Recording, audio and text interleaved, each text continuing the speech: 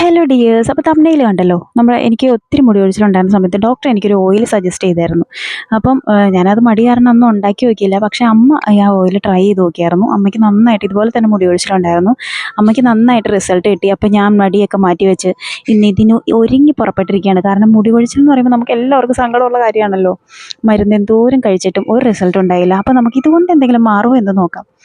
അപ്പോൾ നമുക്ക് വീഡിയോയിലേക്ക് പോയാലോ, എങ്ങനെ ഉണ്ടാക്കുന്നതെന്ന് നോക്കാം. അതിന് വേണ്ടിയിട്ട് നമുക്ക് തലേദിവസം വെള്ളത്തിലിട്ട് കുതിർത്ത് വെച്ച ഉലുവ, പിന്നെ നമുക്ക് വേണ്ടത് ചെറിയ ഉള്ളിയാണ് കേട്ടോ, പിന്നെ കരിഞ്ജീരകം, പിന്നെ നമുക്ക് കറിവേപ്പില കേട്ടോ, വേണമെങ്കിൽ തുളസിയില ആഡ് ചെയ്യാം, നിങ്ങളുടെ ഇഷ്ടം പോലെ. അപ്പോൾ ഇത്രയും ചെറിയ ഇൻഗ്രീഡിയൻസ് മാത്രമേ ഉള്ളൂ, നമ്മുടെ എല്ലാവരും വീട്ടിലുണ്ടാവുമല്ലോ. അപ്പോൾ നമുക്ക് ആദ്യം കറിവേപ്പില അരച്ചെടുക്കാം, ഉള്ളിയും കൂടി ചേർത്ത്. പിന്നെ നമുക്ക് ഉലുവയും കരിഞ്ജീരകവും കൂടി അരച്ച് പേസ്റ്റാക്കി എടുക്കാം കേട്ടോ.